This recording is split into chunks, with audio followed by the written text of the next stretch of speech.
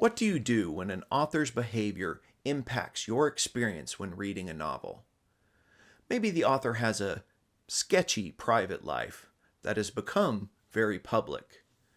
Perhaps the author likes to add some details about a novel, adding or changing information, which at best isn't supported by the novel, and at worst, contrary to what's written there.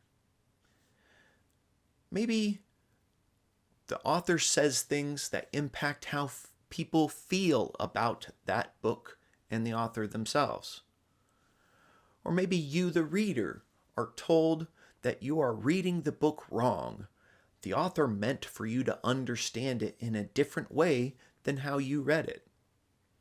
Well, come on down to Reading Crossbows, used car sales and chicken gizzard outlet, because I'd like to sell you some genuine Corinthian Death of the Author.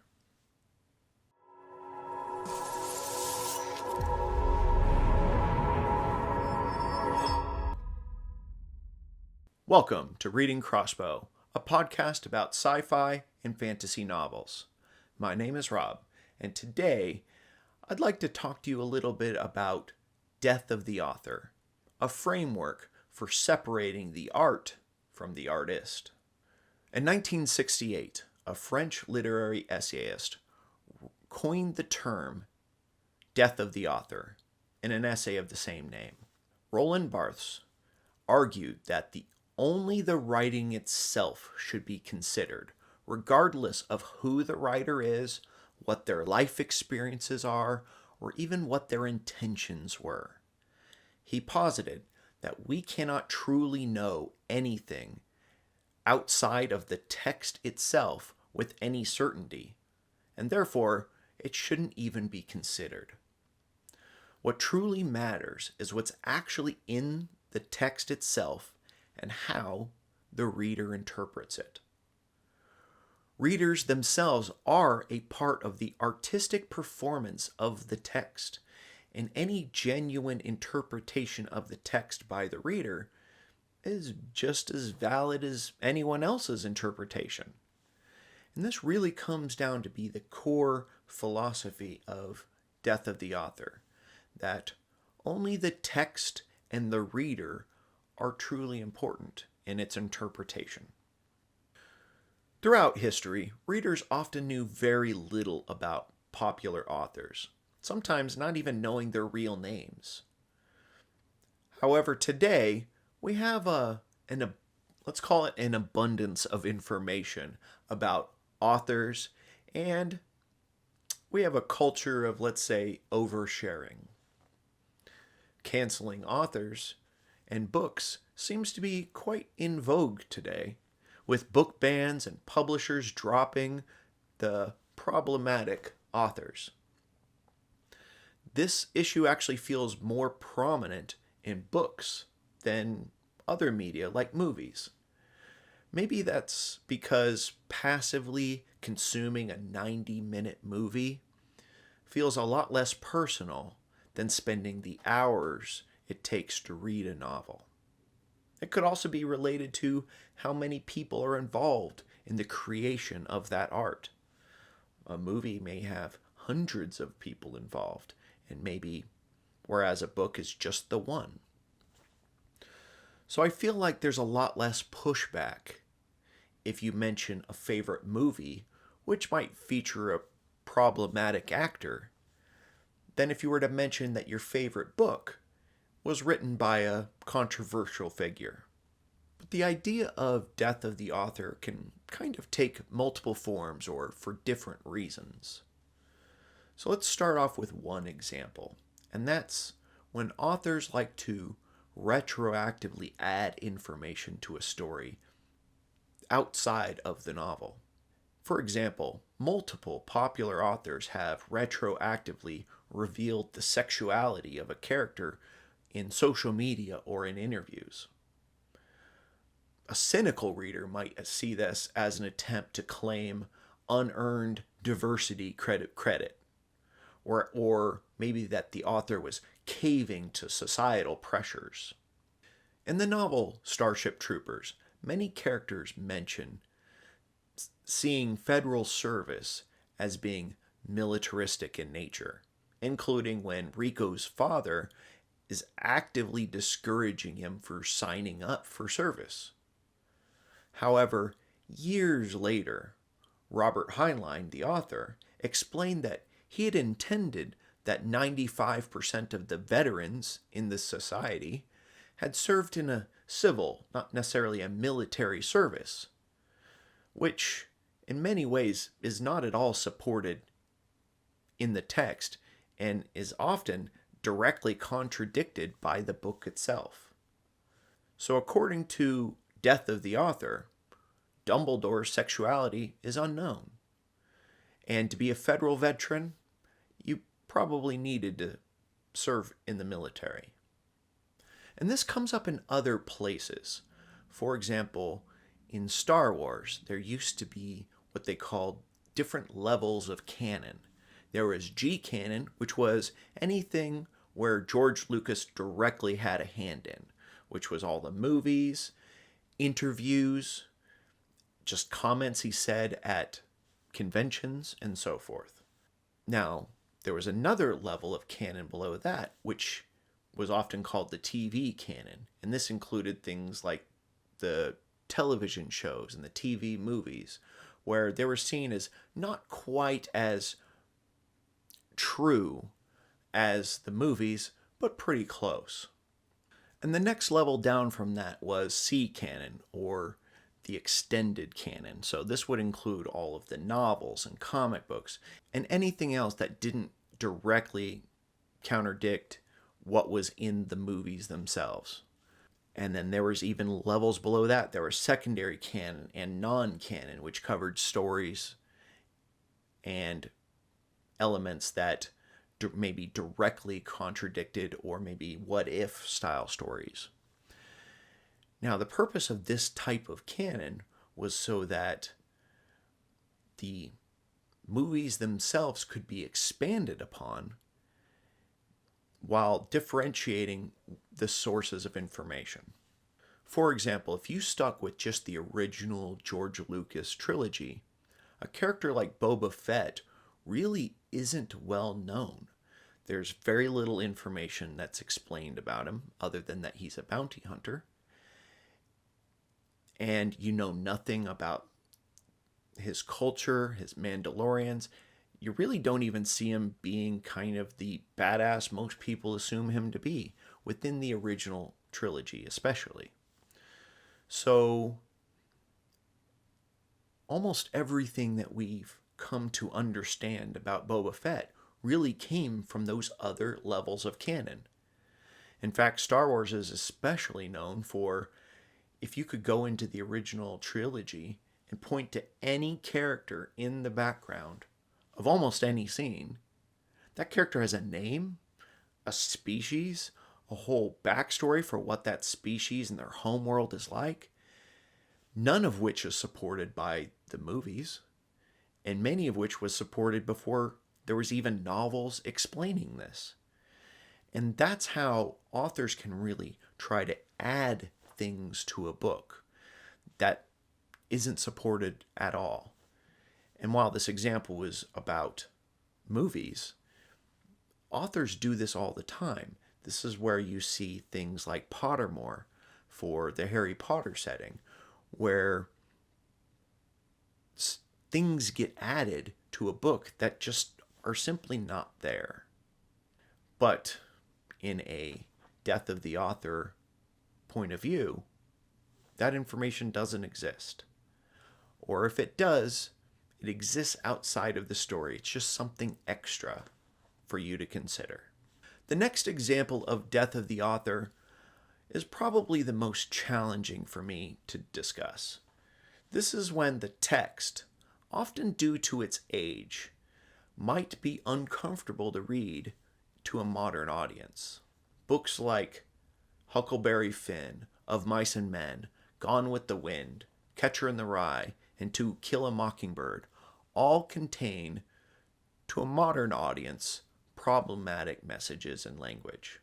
As an example of this, when reading children's books by Roald Dahl and Dr. Seuss to my daughter, I found myself censoring the text because I didn't feel comfortable reading out aloud those things to a child of her age. Now, many people will point out that these are influential books written at times when the language and social norms were very different than today. Well, and not so much for other books. But judging by the text alone, as suggested by Death of the Author, a reader should consider the text itself and their interpretation of it, not the author and what their world experience was. Now, personally, I feel like the discomfort of reading the text of some of these books might actually enhance the underlying message of those stories. This is especially true for me in the period stories, where the ugliness of the language actually benefits the narrative and helps draw you into that world. Speaking of authors, let's discuss the more problematic authors. You know, the inspiration for this episode, and probably why you clicked on that thumbnail. I, too, am a fan of some authors who've achieved both literary popularity and social notoriety. Authors like Orson Scott Card, H.P. Lovecraft, and J.K. Rowling have, let's say, some controversial opinions.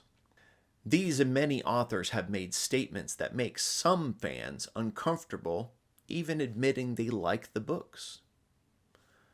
Other authors like Isaac Asimov, James Dashner, Marion Zimmer Bradley, and Neil Gaiman, and many more, so many more, have been accused of sometimes even criminal behavior, even if they weren't charged with a crime. These authors are problematic in themselves, even if the art itself is only guilty by association.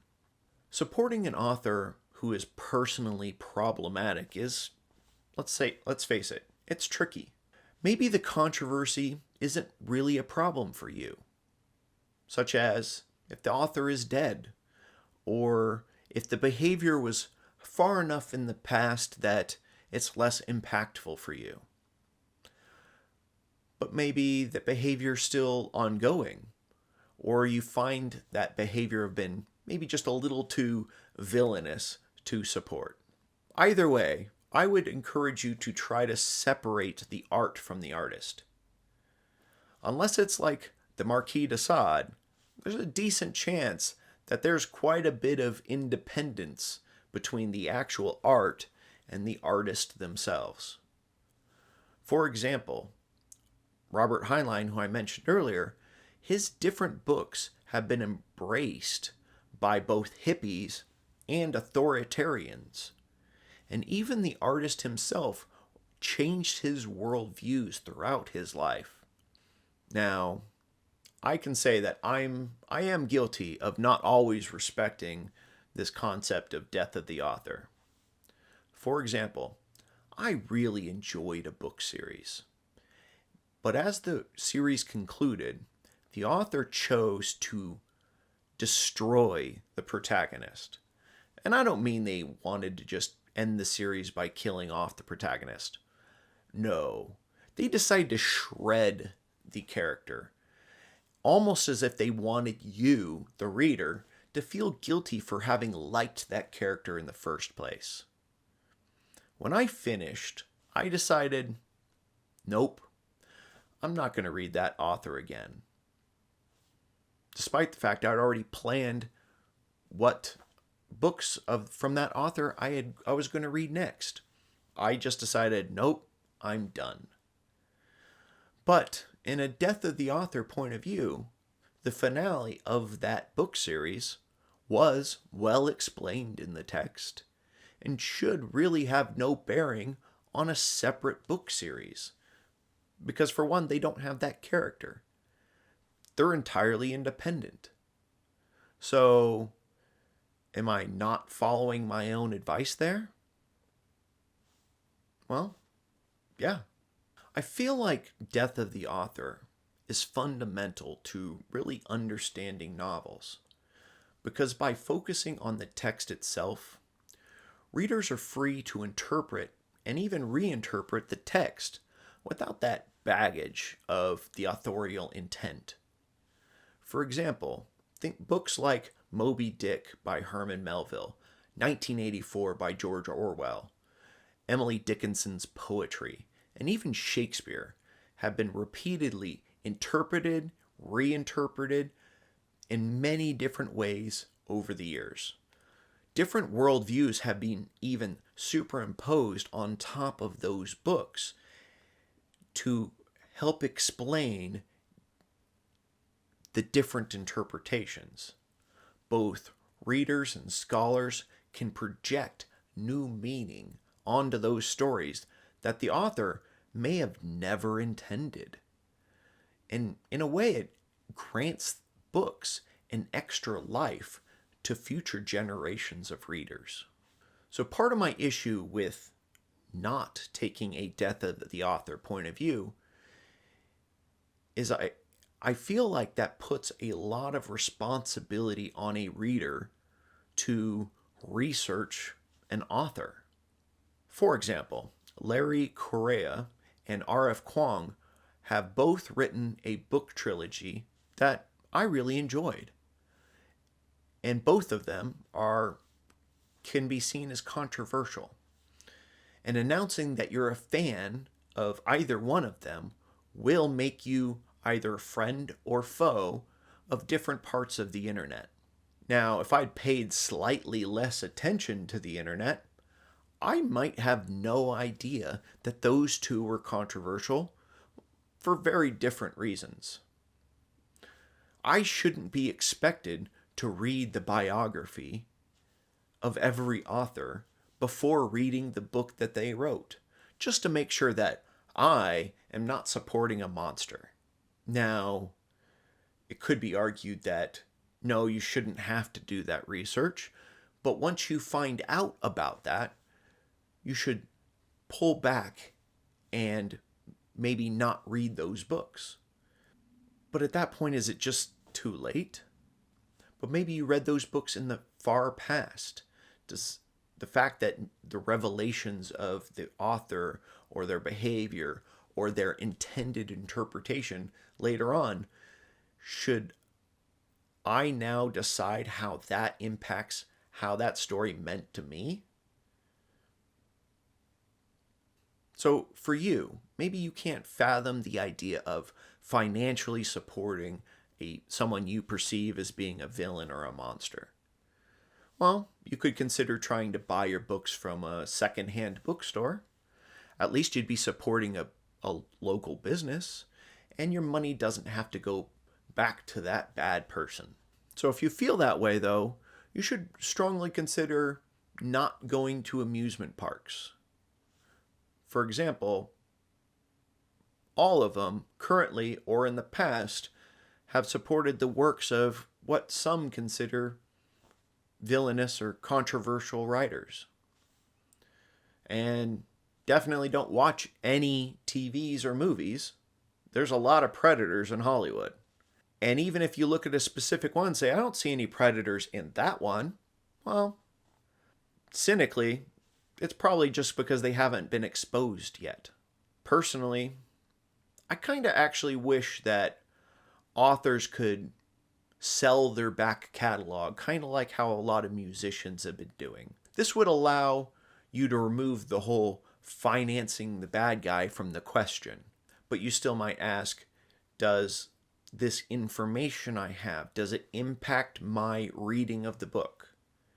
Well, that's really up to you. So, is Death of the Author right for you? Well, like everything in life, it's complicated, and your mileage is going to vary. Just like my mileage, it's hard to apply this consistently throughout your life.